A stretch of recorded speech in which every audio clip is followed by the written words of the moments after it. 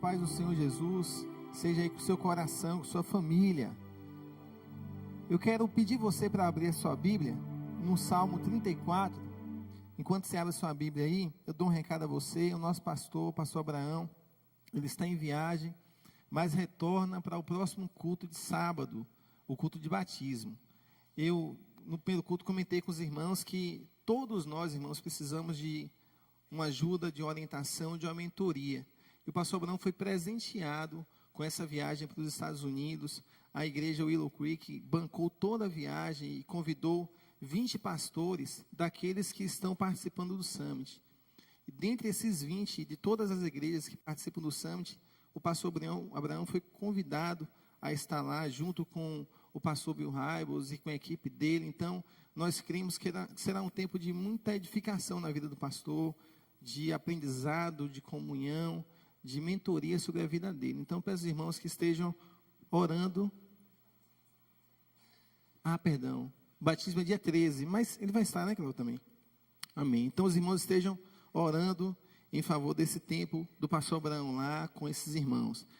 Salmo 34, do verso 1 até o verso 8. Amém, irmãos? Diz assim a palavra do Senhor: louvarei ao Senhor em todo o tempo. O seu louvor estará continuamente na minha boca. A minha alma se gloriará no Senhor. Os mansos ouvirão e se alegrarão. Engrandecei ao Senhor comigo, e juntos exaltemos o seu nome. Busquei ao Senhor, e ele me respondeu. Livrou-me de todos os meus temores. Olharam para ele e foram iluminados, e os seus rostos não ficarão confundidos. Clamou este pobre, e o Senhor o ouviu, e o salvou de todas as suas angústias. O anjo do Senhor acampa-se ao redor dos que o temem, e os livra. Provai e vede que o Senhor é bom. Bem-aventurado o homem que nele confia. Amém, irmãos? Feche seus olhos, por favor, vamos orar ao Senhor. Deus, nós queremos te agradecer mais uma vez, Pai, por essa manhã, e colocamos diante do Senhor nosso coração, nossas vidas, para que o Senhor, por meio da tua misericórdia, da tua graça, possa falar ao nosso coração, que sejamos impactados aqui pela vontade do Senhor, pelo querer do Senhor, pela ação do teu Espírito Santo sobre nossa vida, Pai. Nós te oramos, apresentamos nossas vidas diante do Senhor, em nome do Senhor Jesus, amém. Irmãos, me permita que antes de falar sobre o texto, compartilhar uma história minha. Eu sou filho de um casal que tem 3 filhos, um irmão mais velho e um irmão mais novo, eu sou do meio. Minha família, pelo lado materno, é todo de professores. Minha mãe tem irmãs e um irmão, todos são professores. Mas o meu lado paterno foi um lado curioso, porque meu pai é daquela família mais aventureira.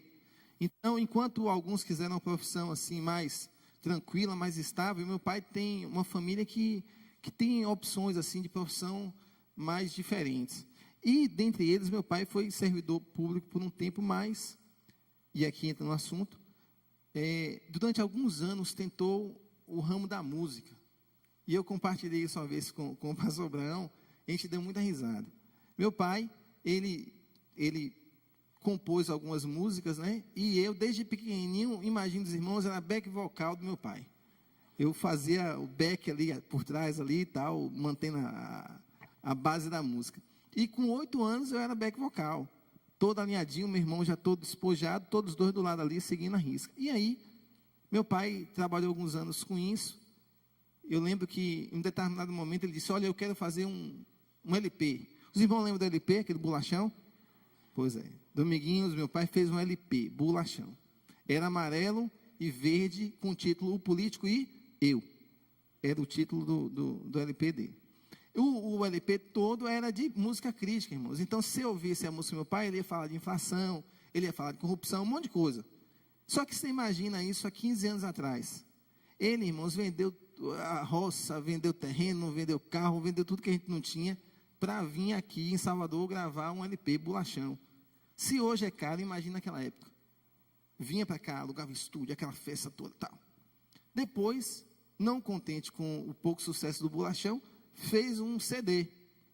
E aí também veio para cá e fez o CD. No CD eu não participei, mas no bolachão eu participei. Aí, irmãos, num determinado momento da vida do meu pai, ele se frustrou no trabalho. E aquelas pastas que ele tinha com várias músicas, vários poemas ali, foi deixar de canto. A casa caiu como que com a tristeza assim, porque ninguém via mais o Dominguinhos tocando violão no canto da casa, falando sobre o mundo que a gente vive e criticando isso tudo. Ninguém via mais. A gente perguntava, meu pai, por que você passou por isso? Não, eu me frustrei. E o que eu me frustrei no meu trabalho me fez calar, então não adianta mais questionar. Eu não preciso mais criticar. Eu não preciso mais condenar. Porque a razão que eu tinha para denunciar as coisas que eu via não me satisfazem mais. Calou a voz de Domingos, meu pai. Eu fiquei pensando nisso, irmãos. Depois de um tempo eu me converti. A experiência que eu tinha era de uma família que era voltada para a música, mas para a música que tinha um tom de crítica, de questionamento. Me converti com 15, 16 anos, comecei a frequentar a igreja e comecei a perceber o outro lado da música. Porque a música na igreja é muito mais do que música para o que significa para o mundo. Música na igreja não é só verbalizar algo. Não é colocar para fora uma letra que a gente acha bonito. Música na igreja é louvor. Se a música da igreja não for louvor, não cabe na igreja. A igreja usa a música para adorar ao Senhor. Então, quando eu comecei a participar disso tudo, eu vi um novo sentido, irmãos, no que é música para a minha vida. Quando eu olho para o livro de Salmos, o que é o livro de Salmos, irmãos, se não poesia? E poesia sobre a vida. São músicas que Deus inspira sobre a vida. Eu ouço, guardo no meu coração, eu costumo dizer que os salmos são a vida cantada, glorificando ao Senhor. Isso é salmos para mim. Dos 150 capítulos do livro Salmo, cada versículo mostra os vales e as montanhas que nós temos com o Senhor. Mas em todos esses momentos, Deus está sustentando a vida daquele que se propõe a fazer o salmo. Em todo instante nós vemos o cuidado de Deus sobre a vida daqueles homens. Então, irmãos, se para o mundo há razões de se calar a voz, na Bíblia, nos Salmos, na nossa vida, não há nada que seja suficiente, nada que tenha razão em calar a voz de um adorador. Você percebe isso? O livro de Salmos, todos eles são recheados de experiências de salmistas com o Senhor. E nem todas elas são experiências boas de vida. Há muita tristeza, há luta, há sofrimento, mas em todos eles os salmos exaltam o Senhor. E esse salmo que nós lemos, principalmente do verso 1 até o verso 8, é um convite a eu e você a adorarmos ao Senhor. O salmista nos convida a exaltarmos esse Deus. O salmista nos convida dizendo: provem e vejam que Deus é bom. Deus é bom. Mas, irmãos, se o salmista nos ensina assim, se a Bíblia nos ensina assim, por que nós tantas vezes somos tentados a agir diferente? Porque nós tantas vezes em nossa vida de fé somos tentados a murmurar em nosso coração, a não confiar plenamente nas ações do Senhor sobre nossa vida. Por quê? Jeremias 17:9 diz: enganoso é o coração, mais do que todas as coisas. O nosso coração é o segredo para isso. Muitas vezes, irmãos, nós temos muito mais do que nós precisamos. Muitas vezes. E mesmo tendo muito mais do que nós precisamos, nós ainda temos a capacidade de murmurar. Muitas pessoas têm muito menos do que elas precisam, mas ainda assim tem um coração que serve de exemplo para mim e para você. A razão não está no que nós temos ou deixamos de ter. A essência dessa problemática toda está no nosso coração. E me permita aqui compartilhar com os irmãos, essa semana eu voltei a Massacará. Estive com os irmãos do Ministério de Missões. Não quero aqui simplesmente colocar a dificuldade que os irmãos de lá têm, mas mostrar a mim e a você como nós podemos aprender com gente que tem suas limitações, como aquele povo de Massacará. Eu, visitando os irmãos na rua, encontrei uma irmã, Maria Verônica. Irmã Maria Verônica me chamou, a mim e ao irmão que estava comigo, e disse: pastor, entra aqui. Praticamente me puxou pelo braço. E disse: pastor, entra aqui na minha sala, porque a gente tem que agradecer a Deus. Eu falei, o que foi, irmã Maria? Recentemente, a irmã Maria tinha perdido o filho. Irmão Camilo, que eu já comentei uma vez com os irmãos aqui. Mas então a irmã Maria me pegou pelo braço e trouxe até a sala e disse, pastor, nós temos que orar e agradecer a Deus. Eu disse, por quê, irmã? Por isso, quando eu olhei, irmãos, na sala, tinha mais ou menos uns 10 sacos de farinha amontoados na parede. E ela disse, pastor, olha o que Deus fez com a minha vida. Deus me deu isso. 10 sacos de farinha, irmãos. Só que esse saco de farinha que ela tinha, não significava somente dinheiro para ela. Ela não vai vender aqueles 10 sacos de farinha. Aqueles 10 sacos de farinha é o alimento básico para o ano da família dela. Quando ela me pegou pelo braço e me chamou para a sala, ela não estava dizendo que Deus tinha dado dinheiro para ela. Ela estava dizendo que Deus tinha provido na casa dela alimento para um ano. 10 sacos de farinha. Mais ou menos 7 pessoas vivem ali na casa dela. E pasmem, irmãos, eles consomem um saco de farinha no mês. Um saco de farinha no mês. Era a alimentação que elas tinham, que eles têm ali. E era também a gratidão no coração por isso. Então, irmãos, a razão disso tudo, volto a dizer, não está no objeto, não está no que eu tenho, mas como o meu coração reage diante do que Deus me dá. Aí observe, queridos, eu tive lá terça, retornei na quarta. Sexta-feira tem o quê? Black Friday. Aquilo começa a mexer com você. Porque você liga a televisão, aparece aquela tela preta, Black Friday. Você liga a televisão, a mesma coisa. Você abre uma página na internet, a mesma coisa. Você vai na rua, tem um outdoor, a mesma coisa. Você liga o rádio no carro, a mesma coisa. Aquilo vai mexendo com você, vai consumindo seu coração, vai mexendo, e você vai e diz, olha, a culpa é do marketing. A culpa é do marketing.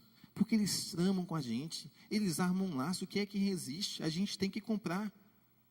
Eu acho que isso é um engano, irmãos. A culpa não é do marketing, não. A culpa é nossa mesmo. O marketing, aos meus olhos, é aquele bichinho que para e olha assim, qual é o ponto fraco desse coração? Aonde é que tem vaidade nesse coração? Onde é que tem ganância nesse coração? Aonde é que tem um sentimento de ser insaciável nessa vida? Aonde é que tem? É ali? Então é ali que eu vou investir. O marketing simplesmente lê o nosso coração. E ele age naquele ponto frágil do nosso coração. Então ele envolve, ele massifica a gente como um povo só e joga para a gente e a gente colhe. Abraça. É fisgado. No estacionamento, vi um homem sair com 2 TVs no carrinho. 2 TVs. Numa loja, nesses magazines, vi mulheres, nada contra, irmãos, podia ser homens, né? Mas mulheres brigando por roupas. Só que, irmãos, não era assim, deixa eu provar, não. Era assim, tá barato? Eu quero. E pegava as roupas e colocava na sacola, sem ver tamanho, irmãos. Eu acho que não olhava nem a cor direito. Era um embolando com outra, assim. E pegavam e colocavam. E saíam. Depois eu vi um homem, também no estacionamento, colocando uma TV gigante. Irmãos, a TV não cabia no porta-mala do carro. Ele estava com a TV, com o porta-mala praticamente aberto. Não é ruim comprar, não é errado comprar. Não é ruim querer o bem-estar de sua vida, de sua família. Não é ruim. O ruim é isso que consome a gente. O ruim é quando a nossa motivação é distorcida. Quando a gente é levado. Quando a gente faz desse bem um ídolo. E a nossa vida gira em torno desse ídolo. Sabe por quê, irmãos? Porque essa TV gigante na sala de alguém não trará felicidade plena a ninguém. A TV gigante não vai trazer felicidade plena à sua vida. Se você acredita que ela vai trazer, você passa a idolatrá-la. E aí você perde o foco na sua vida. Nem as 2 TVs, nem as roupas, nem essa celebração do exagero. Nada disso vai trazer felicidade. Vai passar essa semana como passou. Já inventam outro nome para esse dia. E o seu coração vai continuar insaciável. É assim que funciona. O que eu condeno aqui, irmãos, de fato não é o comprar, mas é estampar o possuir como sinal de felicidade na vida. Houve um teórico, um filósofo, um romancista, chamado Pascal Bruckner. Ele esteve aqui recentemente, ele disse quando esteve aqui: no mundo ocidental, quem não é feliz se sente excluído e fracassado. O conceito de felicidade que ele fala é desse consumismo. E ele diz: as pessoas obcecadas em conquistar essa tal felicidade vivem como que buscando uma propriedade. É como se a felicidade fosse algo palpável. E por viver buscando essa tal felicidade, sofrem em dobro e se distanciam das pequenas alegrias da vida. Pense nessa leitura de mundo que ele tem. Se não é exatamente assim que nós vivemos, buscando essa tal felicidade que é palpável, nos enlouquecemos em troca dessa tal felicidade, e essa tal felicidade é o marketing que nos engole, é a condição social que a gente quer ter, a visibilidade que a gente quer ter, o possuir, e nós esquecemos das pequenas coisas. O problema, irmãos, é que essa aparente felicidade, realização, é engodo, é engano, é tirano sobre nossa vida. Se eu busco essa felicidade insaciável, eu não vou conseguir dizer que eu posso errar na minha vida, que eu posso não ter, que eu posso deixar de conquistar. Então eu não posso ter, eu não posso chorar, eu não posso sofrer. Eu preciso ser humano. Eu preciso ser humano. Irmãos, o louvor ao Senhor, de fato, não está no que nós temos. A felicidade não está no que nós temos. Houve um teólogo, um pastor, Dietrich Bonhoeffer. Ele morreu na Segunda Guerra Mundial, pelas tropas de Hitler. Olha só o que ele fala, irmãos. Ele escreve uma carta para a namorada, prestes a morrer, e ele diz: não pense que estou infeliz. Afinal, o que a felicidade e a infelicidade significam? Elas dependem muito pouco das circunstâncias e muito mais do que se passa dentro de nós. E é exatamente isso que o salmista quer viver. É exatamente isso que ele quer propor para cada um de nós. Que a nossa esperança não esteja nessas circunstâncias, mas que a nossa esperança esteja no Deus que vive em nós, que age em nossa vida, que age por nós. É por isso, irmãos, que no verso 2, ele diz que a sua alma se gloria não na circunstância, que a sua alma se gloria no Senhor. E ele diz mais, no verso 2, ele diz que os mansos ouvirão ao Senhor e se alegrarão no Senhor. A fonte de alegria do cristão não é circunstância, a fonte de alegria do cristão é o Deus a quem ele serve, é a esperança fincada nesse Deus, amém, irmãos? É nesse Senhor. Nós começamos falando sobre música, sobre louvor, e esse nosso tempo aqui de mensagem vai ser muito pautado, já está sendo pautado por isso. Eu disse aos irmãos que nós não adoramos por conta da circunstância, mas ao Deus a quem nós servimos. Eu quero contar uma história para os irmãos aqui. Houve um bebezinho em 1820, em maio de 1820. Um bebezinho nasceu e com 6 meses, esse bebezinho se tornou cego. Um pouco depois de diagnosticar a cegueira, esse bebê perdeu o pai. As famílias se juntaram, os amigos se juntaram, tentaram bancar um tratamento para aquela criança em 1820, mas já era tarde. Ela continuou cega para o resto da vida. O nome desse bebê é Fanny Crosby. Fanny Crosby, com 38 anos de idade, se casou com um outro cego, Alex Van. Esses 2 cegos formaram uma família temente ao Senhor. E essa Fanny Crosby, desde os 8 anos, escrevia hinos de louvor ao Senhor. Casada escreveu um hino que nós conhecemos. E nós louvamos ao Senhor com esse hino. Porque ainda cega, ela conseguia dizer que ela vivia feliz, porque ela era de Jesus. Ainda cega, ela conseguia dizer que ela desfrutava do gozo, da luz que ela não enxergava, mas que ela sabia que existia em Cristo. Ainda cega, desde os 6 meses de vida, ela louvava ao Senhor, porque sabia que era herdeira de Deus. E nós conhecemos esse hino, irmãos.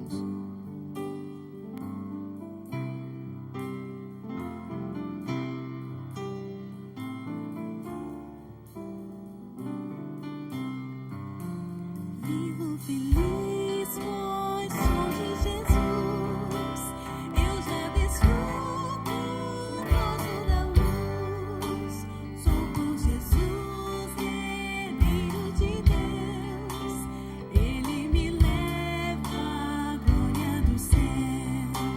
Canta minha alma, canta ao Senhor. Rende-lhe sempre ardente louvor. Canta minha alma, canta ao Senhor. Rende-lhe sempre ardente louvor. Ao seu amor eu me submeti, e extasiado então me senti.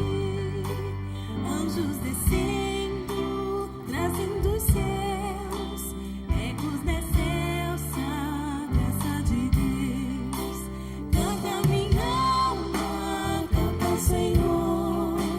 Rende-lhe sempre ardente louvor. Canta minha alma, canta ao Senhor. Rende-lhe sempre ardente louvor. Sempre vivendo em seu grande amor, me regozijo em meu Salvador. Esperançoso, vivo na luz, pela bondade do meu Jesus. Canta minha alma, canta ao Senhor. Rende-lhe sempre ardente louvor. Canta ao Senhor, rende-lhe sempre ardente louvor. Louvarei ao Senhor em todo o tempo. O seu louvor estará continuamente na minha boca. A minha alma se gloriará no Senhor, e os mansos o ouvirão e se alegrarão. Louvar continuamente, irmãos. Louvar em todo o tempo. É fácil a gente dizer que louva quando as coisas vão bem. A gente sabe disso, já ouviu isso algumas vezes. Já ouviu que difícil é louvar ao Senhor quando as coisas fogem do nosso controle, quando vão mal. E é nessa condição que o salmista louva ao Senhor. O salmista não louva ao Senhor com a situação boa, muito pelo contrário. Esse salmo nos dá a entender das várias circunstâncias de vida que ele teve. O verso, irmãos, 4, fala que ele é um Deus que livra os seus de todos os temores. Era um homem que vivia temores. Quem não os vive? O verso, irmãos, 6, fala que o Senhor na vida do salmista é um Senhor que ouve e que salva todos os seus das angústias. O verso 7 é um verso que fala que Deus acampa-se ao redor dos que o temem. Esse é o Deus do salmista. Louvar o Senhor em todo o tempo, irmãos, significa louvar o Senhor quando nós somos criticados ou aplaudidos. Louvar o Senhor significa que nós devemos louvar o Senhor todo o tempo quando nós somos alegrados ou entristecidos, quando ouvimos um sim ou ouvimos um não, quando as coisas vão bem ou não, irmãos, quando nós ganhamos ou quando nós perdemos, quando a saúde ou quando a enfermidade. Porque louvar o Senhor em todo o tempo é entender que os planos do Senhor, ainda que aparentemente aos nossos olhos sejam marcados pela dor, pelo sofrimento, são planos de amor, planos de cuidado sobre nossa vida. A Bíblia diz em 1 Coríntios 2,9 que as coisas que o olho não viu e o ouvido não ouviu e não subiram ao coração do homem são as coisas que Deus preparou para os que o amam. Você crê nisso? Você louvar o Senhor em todo o tempo é com esse entendimento no coração, que independe mais uma vez da circunstância, porque a gente bem sabe o que o louvor causa em nós, o tratar do louvor sobre nossa vida, a libertação inclusive de nós mesmos a partir disso, a comunhão, a intimidade que o louvor traz a nós com o Senhor, tudo isso, adorar o Senhor a partir e independente das circunstâncias, adorar o Senhor.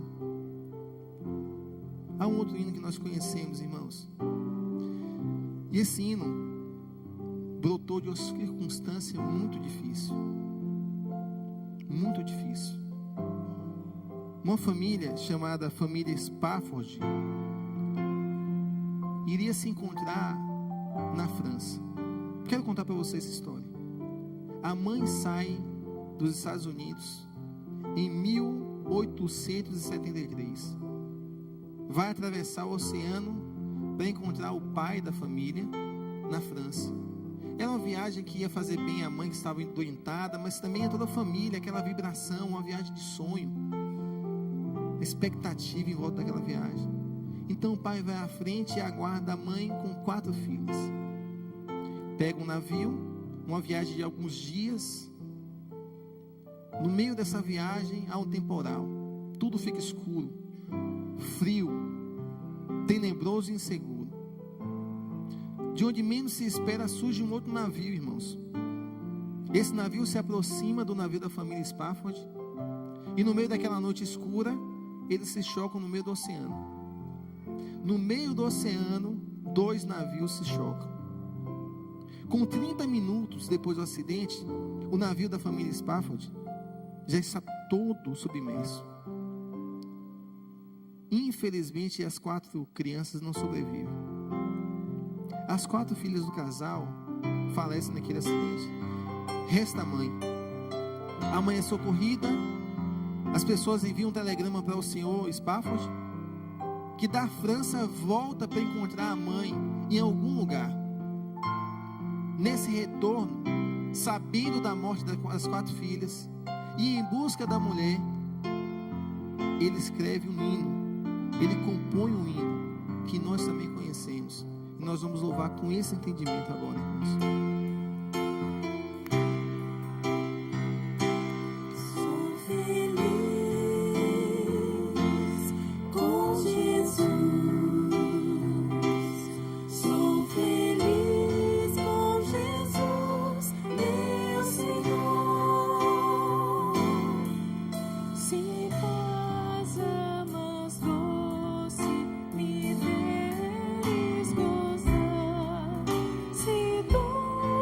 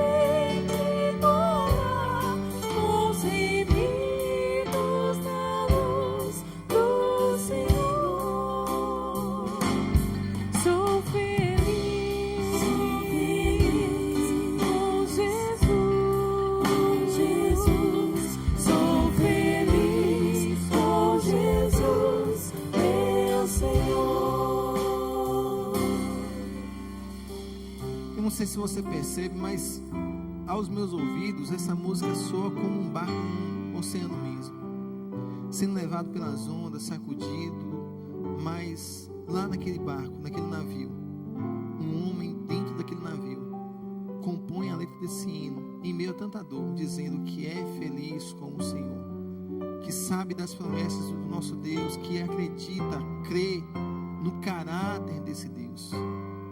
Só alguém, irmãos, que consegue desenvolver uma vida cristã dessa forma, vive e compõe um hino assim. E é por isso que o salmista, mais uma vez, diz que louvará ao Senhor em todo o tempo. Em todo o tempo, irmãos, não é somente hoje. Em todo o tempo é inclusive no amanhã. No amanhã que você não conhece, mas que o salmista diz que louvará ao Senhor. No amanhã que o salmista também não conhece, mas que ainda assim ele diz: louvarei ao Senhor, mesmo no amanhã que eu não conheço. Isso é crer e viver apesar das circunstâncias. Isso é crer e viver pelo caráter do nosso Deus, confiando nesse caráter. Eu não sei como é que você vê tudo isso, irmãos. Como é que você vê o que o texto bíblico nos traz, a história desses hinos, mas ao meu coração isso mexe muito, porque nos ensina, com vida de pessoas comuns, como eu e você, sobre a nossa vida de fé, de caminhada com o Senhor, de louvor, de entender que a nossa alegria não está no que o mundo pode nos oferecer. Assim como a irmã Maria, a olhar aquilo que aos olhos de muitas pessoas é tão pequeno, tão pouco, ela entender que o seu olhar está além daquilo, o seu olhar está no Deus que supre a vida da família dela. Como é que é o seu olhar sobre Deus? Esse Deus que supre você, supre sua casa, seu coração. Como é que é a sua vida diante do Senhor? É uma vida que adora ao Senhor, dependendo da circunstância, do que está acontecendo à sua volta? É uma vida que entende que esse Deus supera as circunstâncias da sua vida, porque Ele é fiel. O salmista termina esses textos que nós lemos, o verso 8, dizendo: provai e vede que Deus é bom. Deus é bom. Bem-aventurado aquele que nele confia. Você confia no Senhor?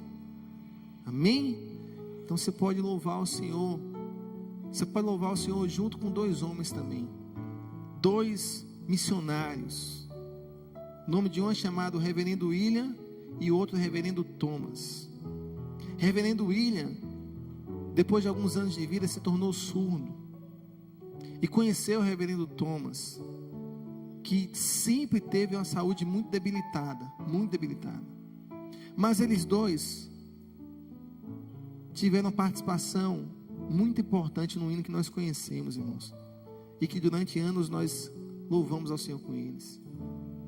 Isso foi em 1923, quase 100 anos já de história desse hino.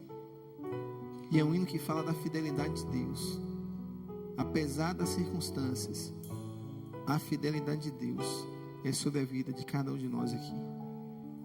Eu queria convidar você a ficar de pé e a gente finalizar esse culto nessa manhã, adorando ao Senhor com esse hino desses dois homens. Tu és fiel, Senhor, meu Pai celeste, pleno poder aos teus filhos darás. Nunca mudaste, tu nunca faltaste, tal como eras, tu sempre serás.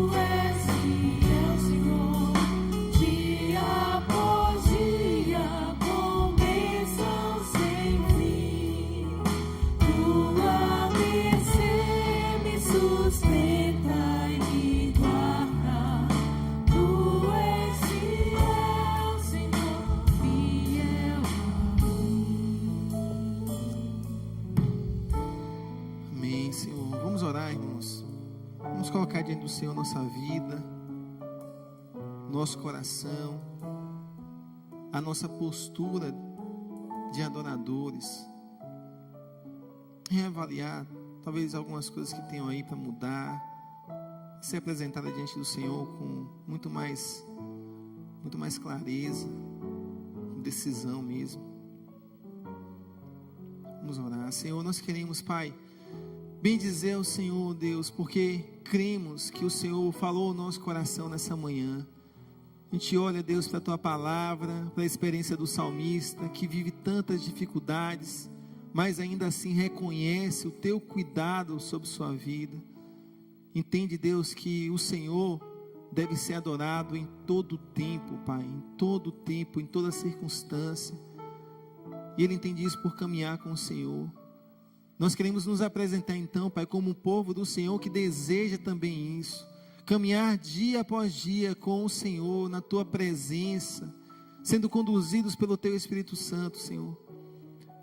Mas para isso nós queremos apresentar o nosso coração, clamando, Deus, para que o Teu Espírito Santo sonde as áreas da nossa vida, que talvez tenham sido tragadas pelo mundo, pelas opções que o mundo tem, pelos enganos, pela falsa felicidade, pela falsa realização, e a gente tem se envolvido com isso e esquecido que o essencial na nossa vida é caminhar com o Senhor, é estar ao Teu lado, é viver a Tua vontade.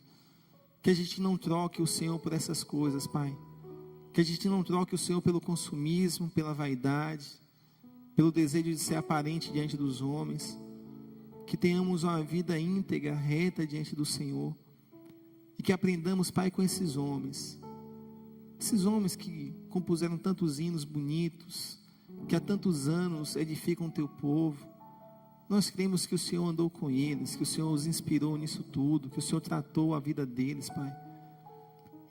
Portanto, Pai, que sirvam de exemplo para nós. Eles, tão frágeis quanto nós somos, andaram com o Senhor, dependeram do Senhor e viram da Tua fidelidade. Que o nosso caminhar seja assim também, adorando ao Senhor, independente das circunstâncias. Em nome do Senhor Jesus nós oramos, Pai. Amém, amém. Amém, irmãos. Deus os abençoe. Estamos dispensados.